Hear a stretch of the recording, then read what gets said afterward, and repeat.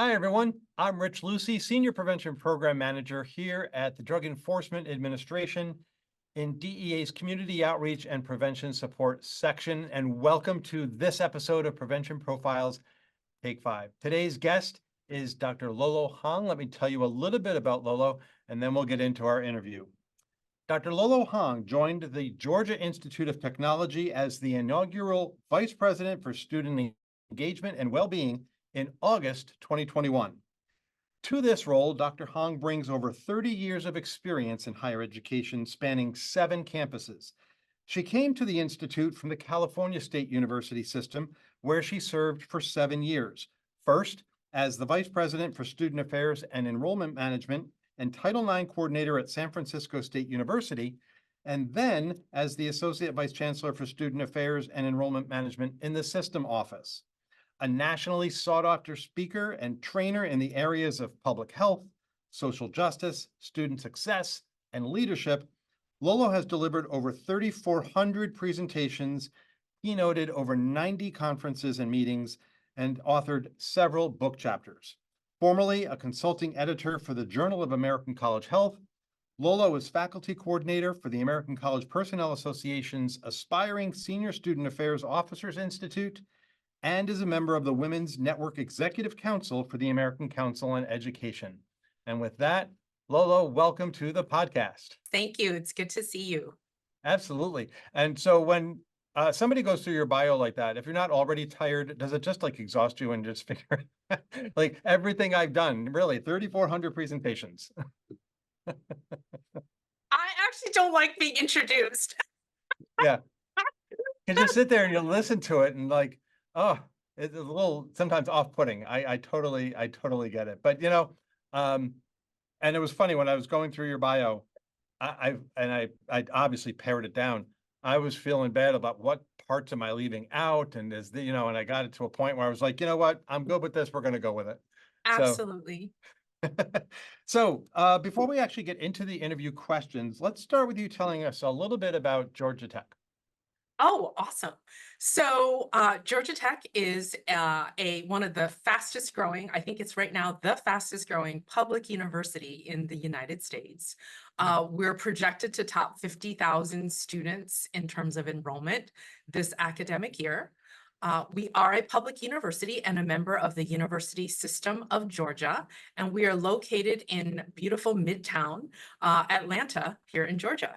We right now have very strong programs at both the undergraduate and graduate level. But one thing that I will share with people is that we actually have more graduate students now than undergraduate students. And this is in large part due to the very strong success of our fully online master's degree program in computer science. So Lola, when I confirmed you to be on the podcast, I went on Georgia Tech's website and I went to your section of the website's your page, and I came across a video clip that was an interview between you and President Cabrera, and I just thought how welcoming that was of him. I wasn't sure if he does that with all new, senior administrators or staff, but it just was a great opportunity to introduce you to the university. What was your experience like doing that? Rich, that's a great question. And I was really glad for the opportunity because being a new administrator, it was important for me to be able to start introducing myself to our students first and foremost, but other stakeholders. So the president's website actually has a number of these interviews that he's done. And he's interviewed a broad range of folks. It's included alumni, community partners, sometimes it's new administrators. It's not necessarily every single new administrator.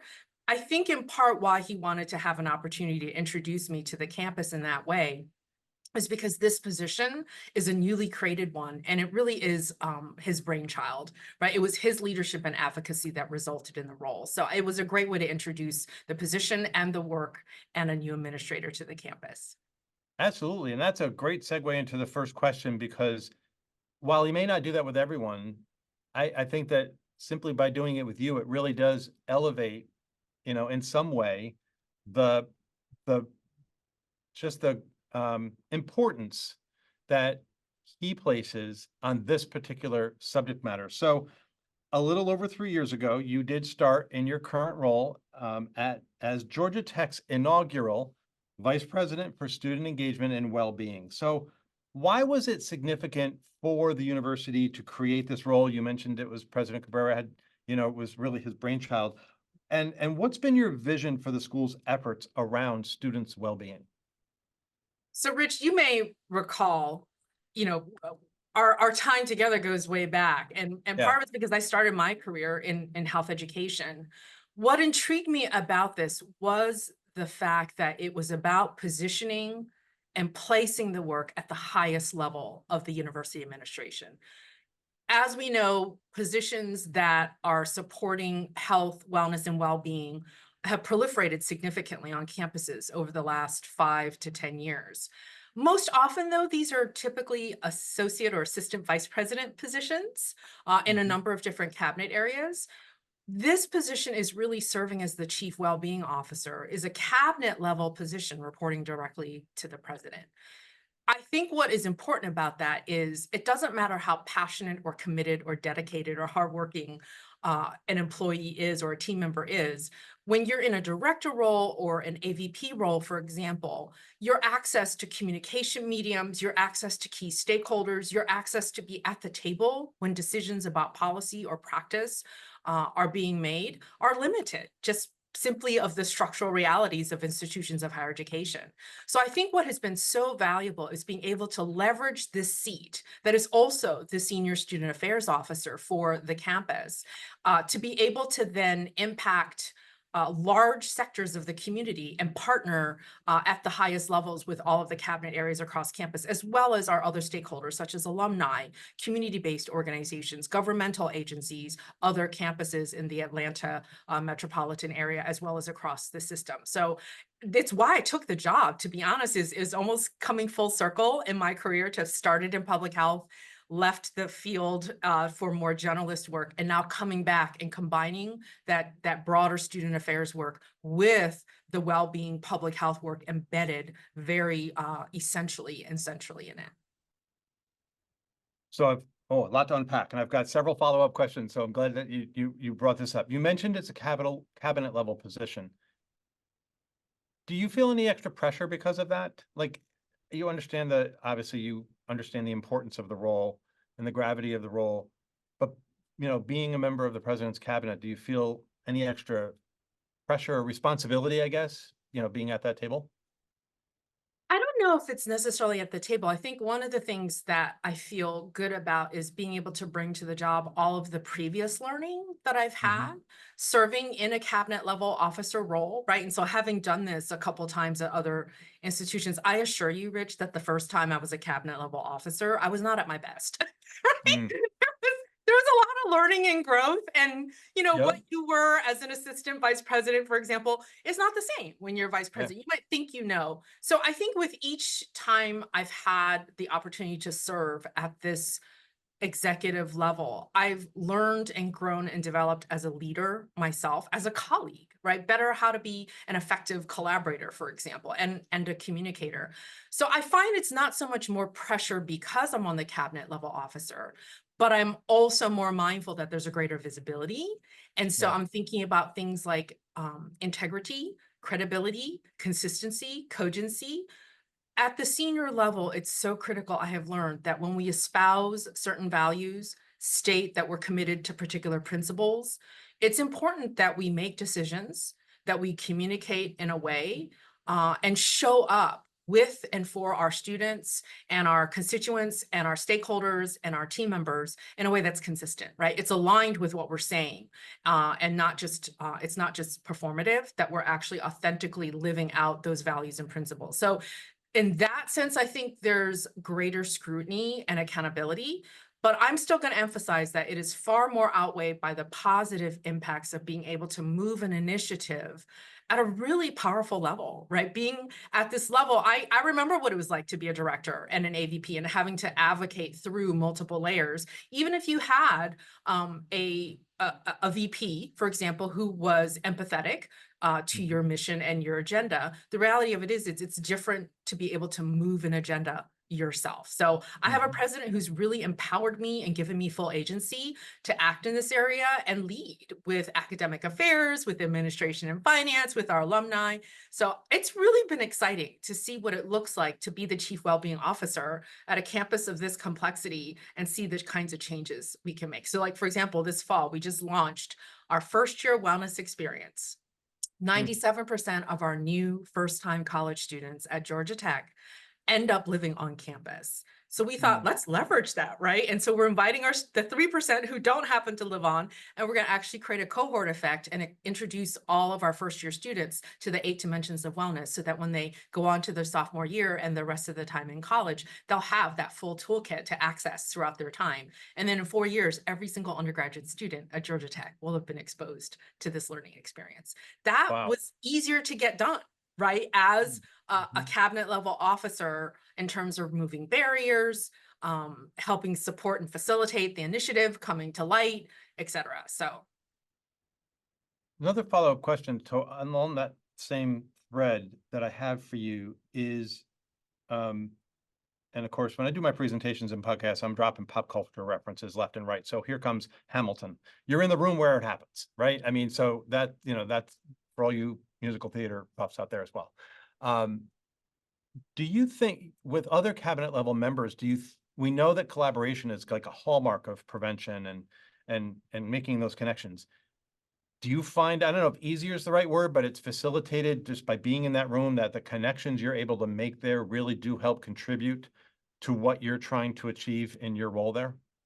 Rich, absolutely. And so again, I'm able to create a sense of visibility in a sustained manner with my colleagues at that cabinet level table, if you will. So like at Mhm. each cabinet meeting, there's a dedicated agenda item where I'm able to provide updates about what's going on in the world of students' lives. And so I'm always mindful to talk about what are the efforts that we're launching, also trying to educate my colleagues around the table about some of the issues that we're seeing. So very Mm. relevant to the topic that we're talking about today.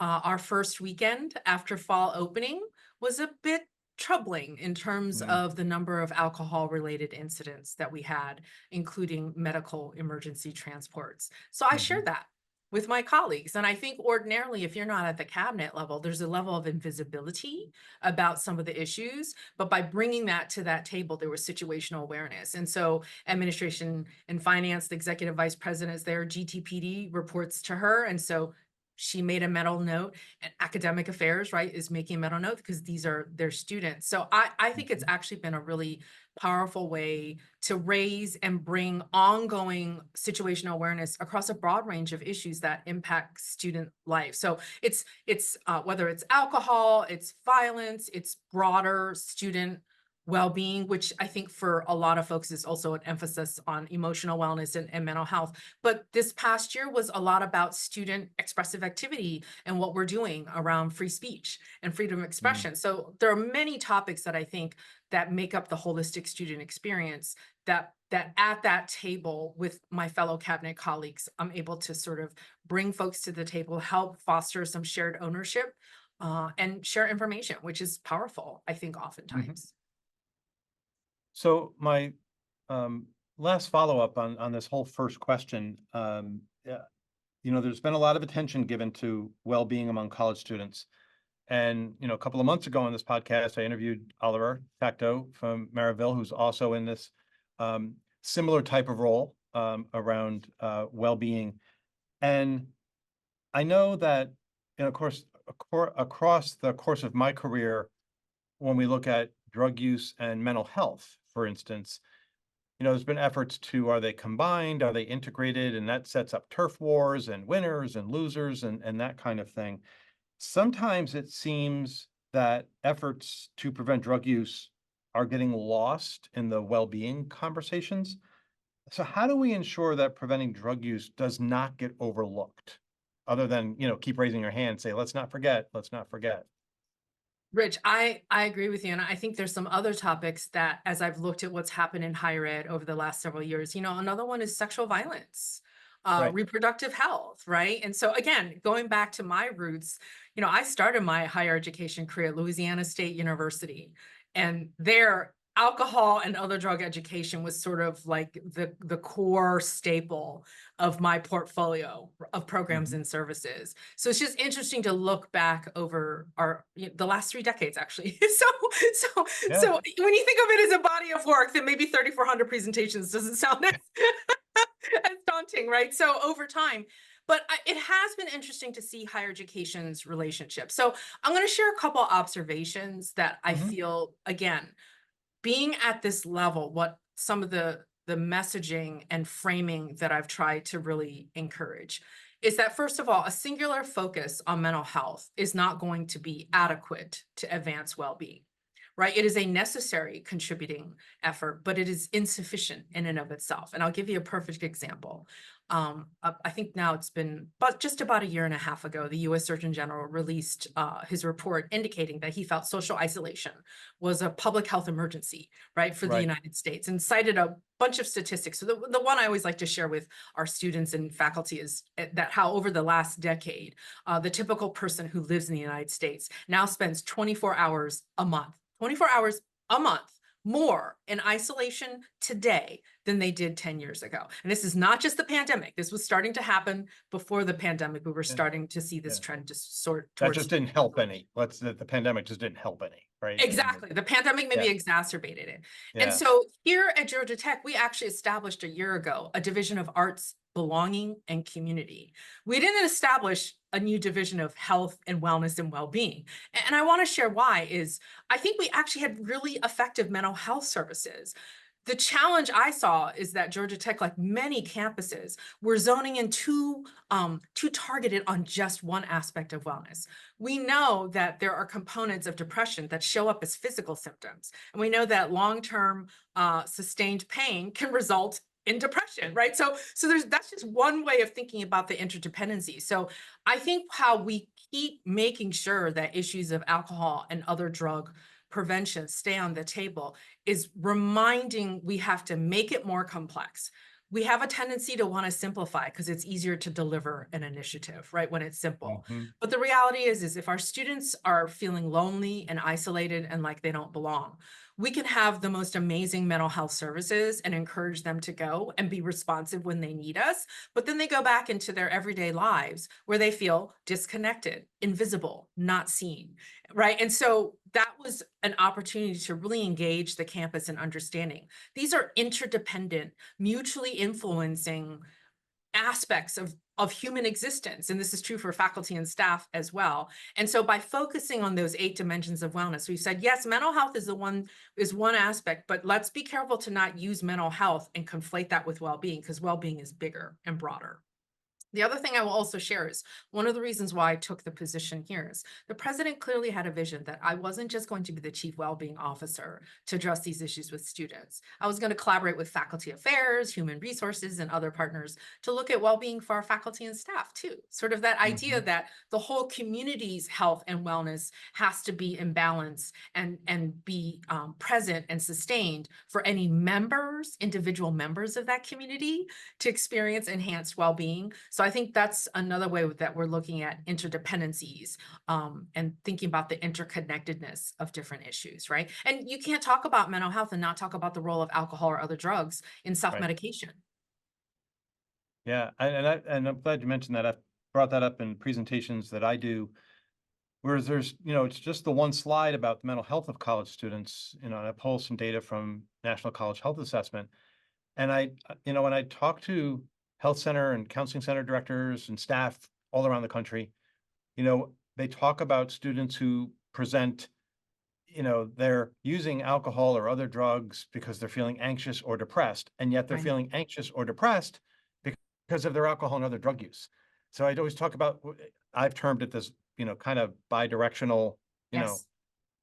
they're aligned with each other. They're not necessarily integrated, but they're certainly aligned. And so I'm glad that you mentioned that. We really can't talk about one without talking about the other.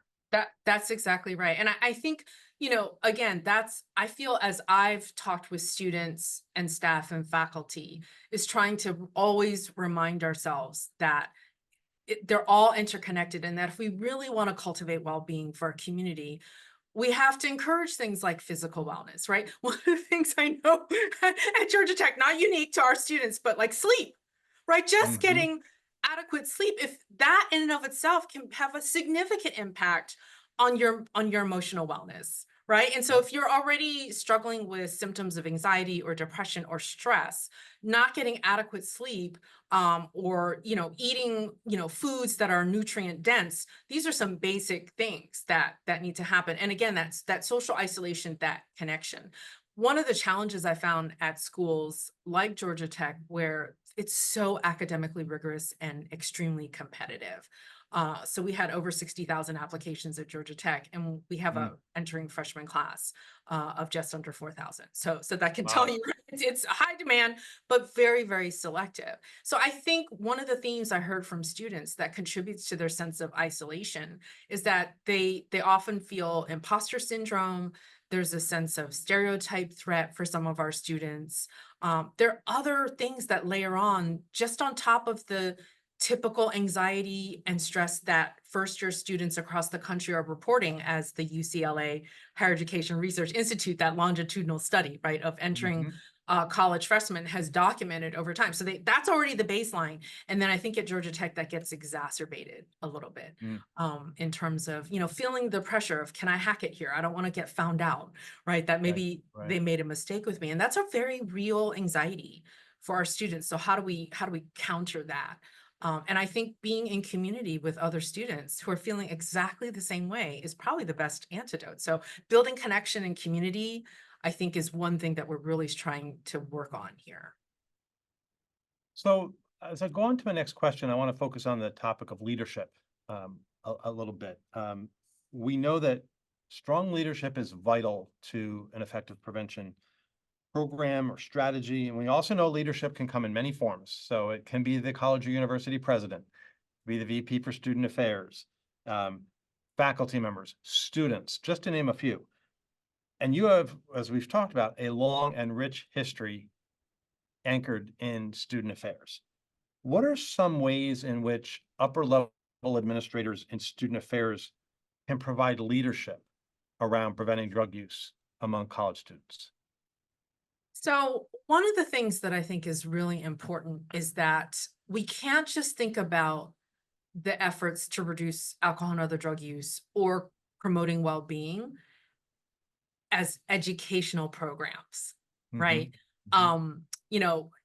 And this is something I've thought about going back to my first years of working in higher education, with that strong emphasis in preventing and reducing sexual violence, the entire continuum, which is that education is powerful, but it still accepts the environment and society the way it is and tries to teach individuals to navigate it more effectively, right? And avoid or reduce exposure to risk or reduce vulnerability to disease, violence, or other kinds of health issues. To me, education is one arm. The public health model to me is what is my compass.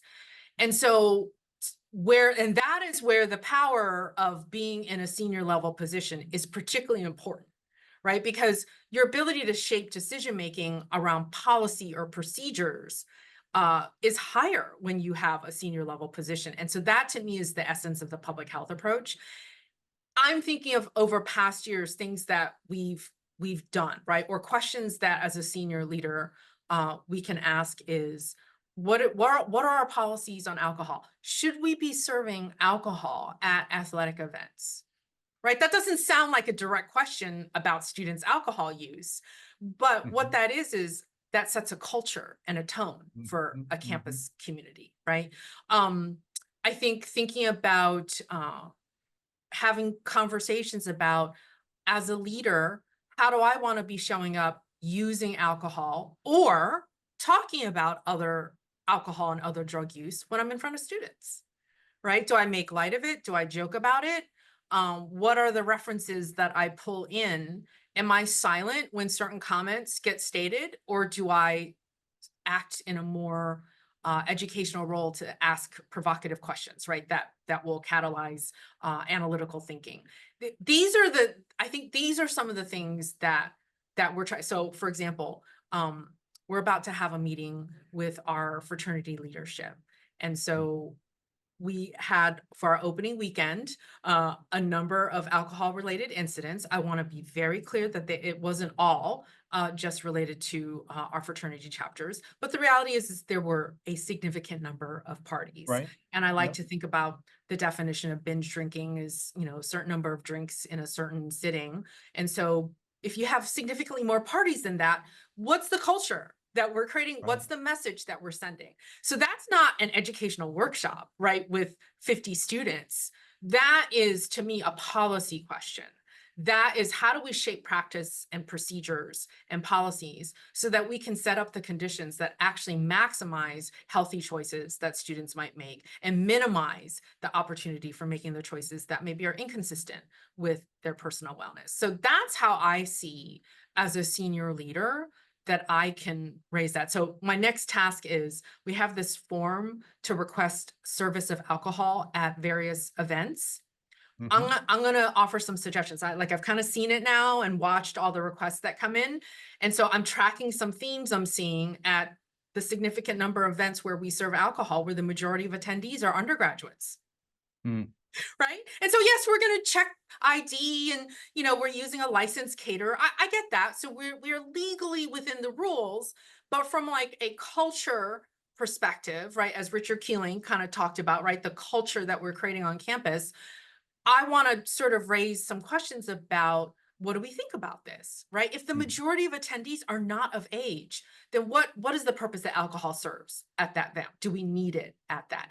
So those are the kinds of questions that I think. Is that kind of getting at your question? Absolutely. When you were talking, I popped into the Wayback Machine, and there's another reference for you, those of you like Underdog.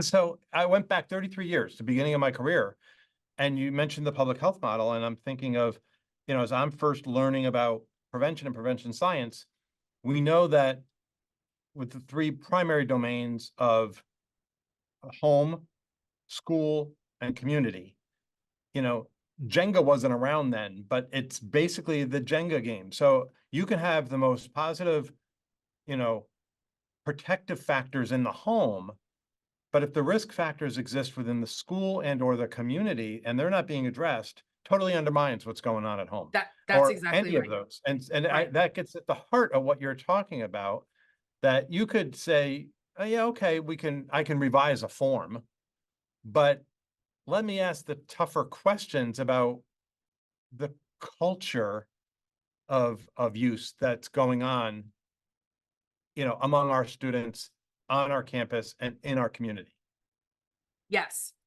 And I think part of the ability to query the culture, or as I like to call it, hold up the mirror to ourselves and engage in the fearless dialogue, right? Yeah. About, if we espouse certain values, is everything in the ecosystem consistent, right? If we're saying that we support and want to cultivate student well-being, how have we set up the educational experience holistically defined, right? Mhm. Including, and one of the things I have to say about the COVID-19 pandemic is it made public health a common word, right? For those of us who worked in public health our Right. whole life and trying to push this as a framework in institutions of higher education, let's be honest, it's a bit like Sisyphus rolling the rock, right, up the Yep. hill. Yep.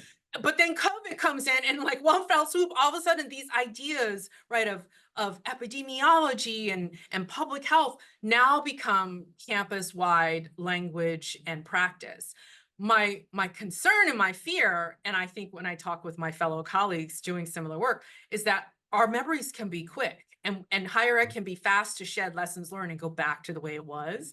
So Mhm. what I'm trying to do is kind of remind um, myself and others, all of us doing this work, that the public health model was valuable and we should not retrench. We should continue to sustain it. It's just that COVID-19 is not now the primary source of inquiry. But if we truly want to cultivate well-being and move the needle, and I ask this of my colleagues all the time, and as I work with other campuses in more of a consultative role, is one first thing is look at the data, right? So like when we talk about what have we done, we oftentimes like to produce that checklist. We had 6,000 workshops and we had this speaker and we had that event and blah, blah, blah. That's great. That tells us what we did. But we always have to look at what changed. And I know for me, it was so frustrating to see the needle around sexual violence incidents and prevalence not change. that much over time. Now, what is interesting is the recent data that says alcohol use is declining with this generation. So that's Yeah, hopeful. But yeah, that still doesn't change those students who are engaged in high risk drinking, which in my mind, if any are doing that, it doesn't matter if the total proportion, right, of drinkers is going down. High risk drinking is still a target of concern. absolutely. You earlier mentioned we need to keep reminding people of the complexity of the issues around alcohol and other drugs that we deal with. And I equate that to, because of that complexity, it means I'm going to ask hard questions. Yes. I'm going to ask tough questions. And we need to, it doesn't mean we're going to solve them right this second, but I need to ask the questions so I get people thinking about it. And Right. it sounds like that's what you're doing by posing these questions to your colleagues. My next question, I'm fascinated about this course. So I read it online Oh, yeah. about the course. And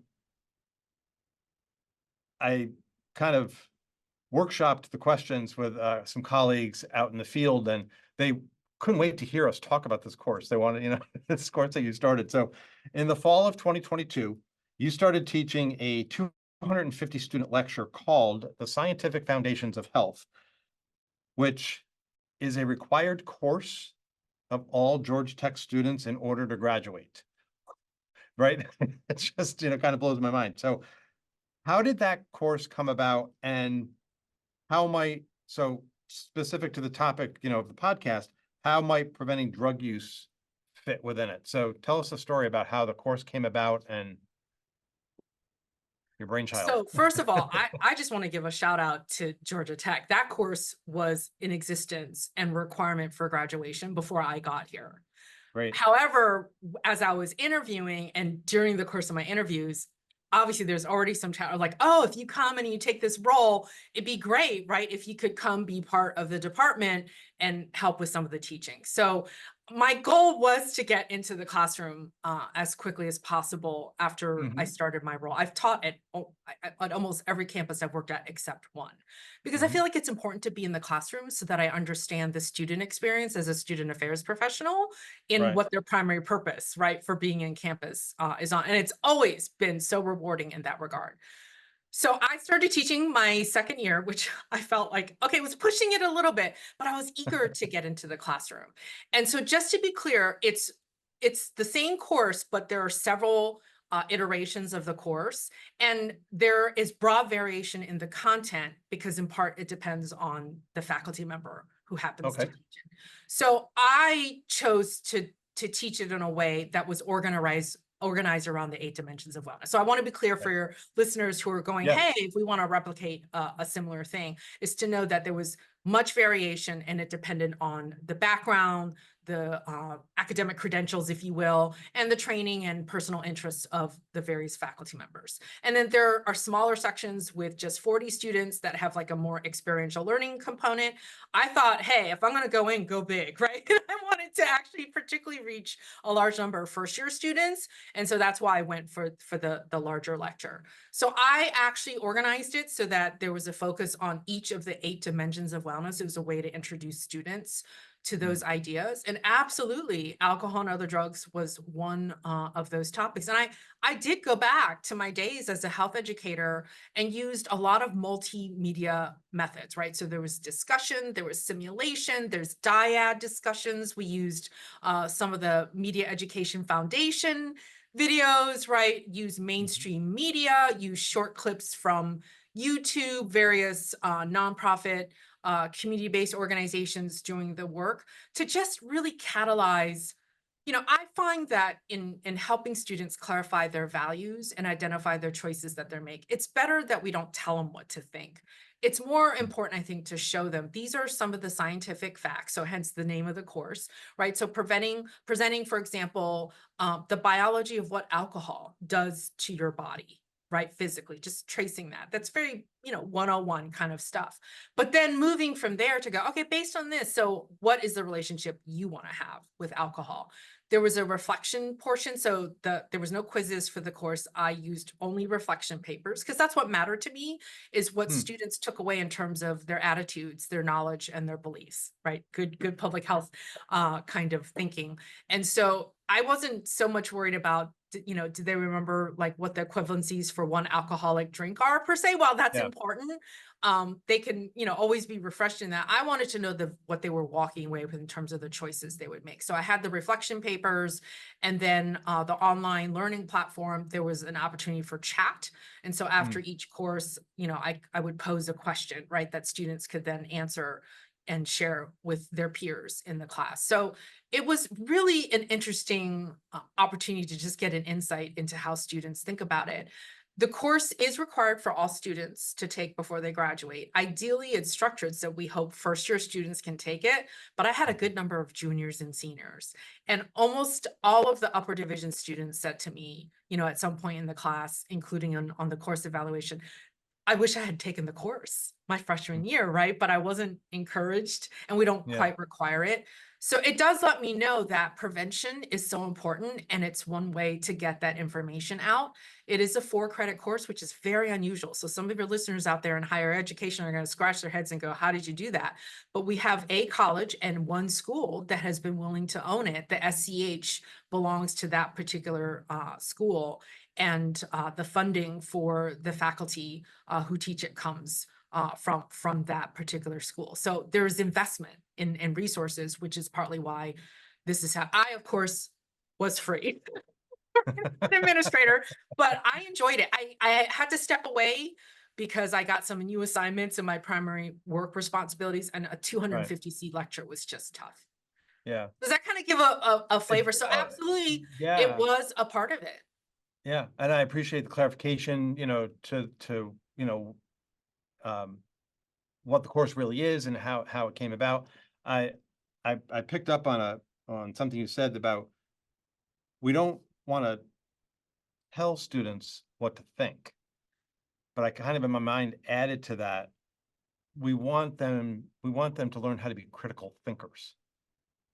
Right. And I think that that's a huge difference. I mean, just don't want students to not be thinking about the consequences of choices that they're going to make. For example, I was talking to some colleagues. We think that students are, and maybe some of the practitioners out there have kind of gotten away from the basics of, and I don't mean basics like basics. I mean like just the basics of drink size. And you had mentioned that, that's important, but we don't solely focus on that. But when you hear a student say, well, I only had 2 Long Island iced teas, it's like, yeah, you had 10 drinks. You had And that's 5 depending on shots who of these made the different drink. yeah. So you had 2. I get it. You had 2. But if they were in a solo cup, that, and then 5 drink. Yeah. So it's the math thing, it's, we No, can't lose sight of and that. so we go over that. So I'll give you an example, like along that critical thinking piece. Well, that's one of the things I've really loved about the Freedom of Expression initiative that we're doing at Georgia Tech is I feel like that's really a way to get it. If you think about it, it's intellectual wellness, right? It's Oh, learning, yeah. how do I learn? How do I take in information, in particular information with which I don't agree? Right. Right. And so how do I engage with a diversity and breadth of ideas and perspectives and opinions that I may not always feel are aligned with my own? And so how do we engage in that? And to me, that's a type of critical thinking, right? Why do you believe that? Well, because. Well, okay, but why? Because, right? And getting students to do that. But one thing I did in the course was I would share with our students their own data. So we run the American College Health Association, NCHA. We do the University of Michigan Healthy Minds. I have other data from other surveys, right, that are that can be benchmarked across a national population. That was fascinating for our students, right, to sort of dispel and dispute some myths that they may have had. The most common one at Georgia Tech is that the mental health of students at Georgia Tech is the worst in the country, or that students have a worse drinking problem here than other campuses. That is not what our data shows. Right. Right. And so just sharing that with students is a way of changing the culture. Right. So maybe I don't have to drink as much because that's not what the culture is at Georgia Tech. I thought it was, but it's not. Right. Right. So as I'm start to wind down, I've got a couple more questions for you. And the next one, I couldn't have an interview with you without talking about the topic of inclusion. Because I know throughout your career, you have been a strong advocate for a culture of inclusion on our college and university campuses, and you continue to shine a spotlight on the diversity of college students. How do you envision the work of inclusion intersecting with well-being in general and preventing drug use specifically? So Rich, let me tackle that from two perspectives that I think Please. are both equally important, and they're related, but somewhat different. Okay. So I think first is just the concept of health equity. Mhm. Is that if we're trying to promote the health, wellness, and well-being of any particular community, obviously our unit of analysis here of intervention is a higher education community, you haven't done your job if the outcomes don't have equity, right? And so part of that requires us to disaggregate the data. So we want to disaggregate the data both in understanding health status and health outcomes, but we also want to disaggregate the data to understand the impact of various interventions that we have. So as we launch this first year wellness experience, we're going to do a pre and post test. One of the things we're going to want to do is disaggregate the data, right? And see, like, was there a difference? And disaggregate really creatively, because there's lots of different ways in which identity can show up and in which we can practice exclusion. And so one of the things that we're doing at Georgia Tech is we have an identity wheel that, again, complicates identity. Race, gender, sexual orientation, there's certainly quite a number. And I think we would be remiss today's day and age to not also reference religious identity, right? With the war going on in the Middle East. But there are a Absolutely. number of identities that are considered particularly salient, where as institutions of higher education, we have clearly not served our students well. Like we have a gap that is our responsibility to redress. And so those are certainly areas of intense focus that we have to look at. But identity is more complex, right? We can't only just look at those identities. And so here for us is really important to look at how do Georgia resident students fare and look relative to our students who come from out of state, right? So we want to look at those things. Or conversely, we have a significant portion of our graduate students who are international. So we want to look at, other equitable outcomes there. So I think that's one layer in which equity inclusion has to be part of the work, is that a one size fits all does not work. And as we know with students' academic success, some academic interventions that we know help some students do better don't equitably impact student success for all students, right? So we found, for example, some practices don't work as well for students who are first generation college students, right? As they do for students who have at least one parent who has been to college. So those are some of the things that I think are important in terms of thinking about health equity. Mhm. But then the second layer, which I think is harder, is to talk about how one's own identity and lived experiences because of that identity, along with all the intersections of one's identity, right? So I'm not just a race, right? I don't have just a racial or ethnic identity. I have a gender identity. I have a age identity. I have a identity related to my ability, right? And so we're all these identities at the same time. And we talk about intersectionality because you can't piece those out. I'm not just one thing at any one moment. So I'm all of those. So I think in cultivating well-being and talking about things like choices around alcohol and other drugs, we have to bring into the conversation our personal journeys, which are informed by our identities and their intersections, and that they may have impacted the culture with which we were brought up, the values with which we were brought up. I'm really sensitive that I grew up in a very conservative setting in terms of messages around alcohol and other drug use. And I think because I didn't get any messaging at all, except don't touch it. When I got to college, I made some really poor choices, right? Because I didn't have that. And there was almost sort of a cultural risk factor that got set up. That's sort of how I've talked about it for myself and thinking about alcohol and other drug use. So I think that layer is far more nuanced, it's far more complicated, but inclusion can impact, do we have a sense of belonging? And what will help you feel a sense of belonging in organization won't be the same thing as it does for me. So then how do we as institutions of higher education help create that sense of belonging, which is really critical to well-being, and will relate, right? If we're talking about anxiety, depression, if I don't feel a sense of belonging, that could be a source of anxiety and depression, and then relying on substances to counter and dull that particular sense is going to come into place. If I don't feel a sense of belonging, smoking a joint with a friend or sitting down to have an alcoholic beverage, that can feel like a shortcut to belonging, quote unquote, right? Or connection. So how do I unpack that? So I think that second piece is in some ways just as important as the first, but I think it's harder to do. So you nailed it, because I got out of your response exactly what I was hoping for and asking the question that I knew. That's why I wanted to talk about it. Thanks for asking it though. Yeah, I mean, I've been in presentations and I've helped moderate panels and part of panels that deal with the importance of culture and identity. And one of the things I always say to folks is my identity is more than just what you see here. That's I exactly mean, right. that is just what you can visually see. It does not even begin to touch the surface, right? Because culture is so broad, identity is many things. And I like how you explain that. They all intersect.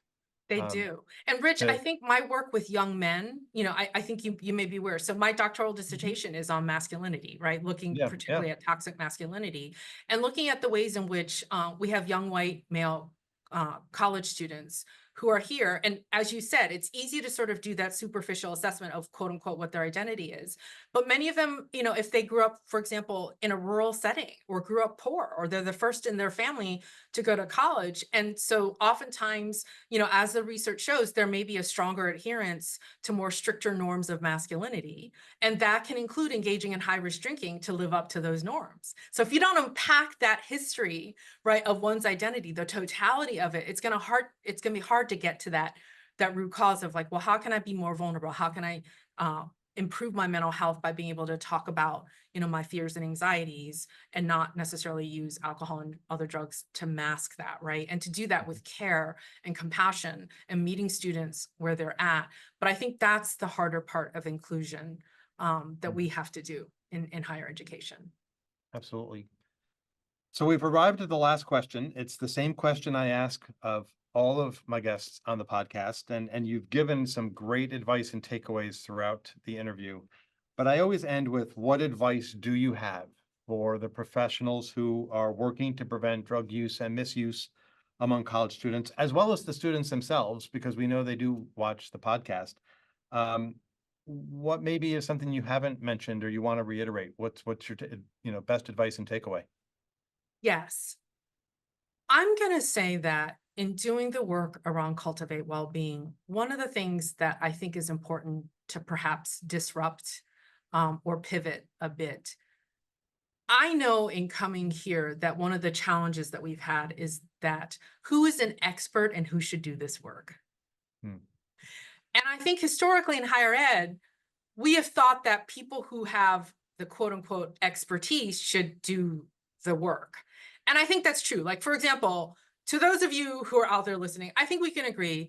I only want someone who's certified to perform certain medical procedures, to be trained and licensed, right? And be able to do that quality work. Right. That should not be a random person who just Exactly. cares, right? And same thing, I think mental health care, there is a body of research and practice. We want trained, credentialed professionals.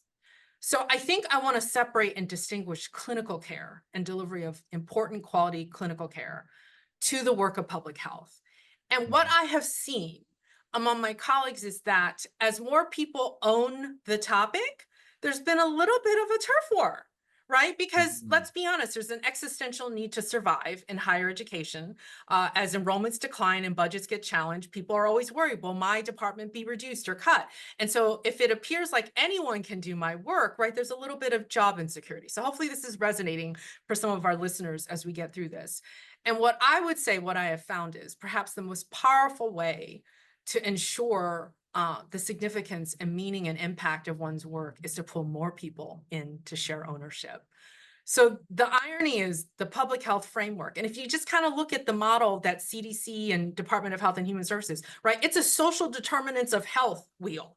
Right. And so that means there are people who have absolutely no expertise whatsoever in health, but they might be educators. right? Mm. Or they might be your religious faith leaders, or they could be corporate business partners who understand entrepreneurially how to raise funds and invest them strategically for a high target mission focus, right? And so you want them at the table, right? So in other words, we have to rethink what is expertise and be willing to broaden the tent of who we include to do the work. And I get it. There's this knee jerk, and I understand it, right? As a person who's worked in higher ed, in student affairs, and in particular in the health field, we may want to protect and worry about the security of our jobs, so to speak, or worry that our expertise will not be respected. And rather, I would say, is pivot to show how the expertise we're showing up is not only just in the content, but how we actually bring about meaningful, lasting change in institutions of higher education. And generally, we don't do that alone. That has to be done in partnership, in collaboration. And if you work all of those aspects of the social determinants of health, you're going to have to partner with a lot of folks who, again, are not going to be health professionals, but have expertise in other areas, IT, for example, that's key. So that would be, I think, my advice is be willing to invite in and not see it as a threat, but actually as an opportunity to grow our impact and reach. Wow. So I am going to ask your permission to borrow this term about, those people who own the topic. I love the way you frame that, that more people own the topic. I've talked about this recently, both on this podcast, on other podcasts, and in presentations. I get concerned. I know our field has evolved in terms of the way in which people are trained, what they're trained in. How I was trained in prevention science 33 years ago is different than it is now. My hope is that for those people who are now part of the tent, as you've said, under this tent, that you are open to understanding what's good prevention science and what's not. I mean, as those people who are owning the topic, we want to make sure that they're doing more good than harm. And with that comes an adherence to what 3+ decades of prevention science have told us. And it keeps coming back to a public health model. And, as I said, 3 decades plus of good prevention science. So that's my takeaway when I hear that is, yeah, we want more people to be part of the tent. But we want them to also be equipped with the best knowledge they have in order to do the best good, the most good. And Rich, I think that's such an excellent point. So I would definitely second that. And that is where I think we don't have to fear losing our value, Oh, right?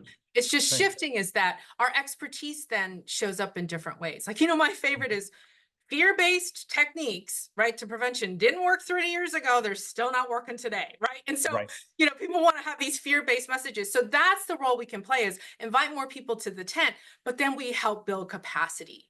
Right. And by having that, and the irony is we can't have that conversation if they're not invited under the tent, because Right. otherwise they're out there in another field doing their own thing in a silo distinct from. And so the irony is that we actually can have those conversations about, let me share a little bit what we know from the research, right? That there's a science that undergirds public health of what works, what doesn't, what changes behavior, what doesn't, what moves the needle, right? For a community, what doesn't. And so that's where we can show up and contribute and make a difference. But the doing it and making it happen, building ownership, talking about it, that has to be broader. So that's a great point. Well, thank you so much for being on the podcast. Thank you for the So invitation. many, I really enjoyed this. This was yeah, a so many nice way to spend the takeaways. afternoon. I feel like, when I look at your bio, I look at mine, it's been about the same amount of time, 33-ish years or so. Our paths have taken a whole different, and here we are connected again, and still talking about this issue, and maybe in different ways. We certainly have evolved, but, like you said, some things haven't changed. The scare tactics of years ago, they didn't work then, they don't work now. It's just important for us to remind people of that. But your advice and your storytelling throughout this podcast has just been A+, and I know our viewers are going to benefit from it. Well, thank you for this opportunity. And, hopefully we'll get to stay in touch now, right? Because this is work that we need. We need more people in the tent.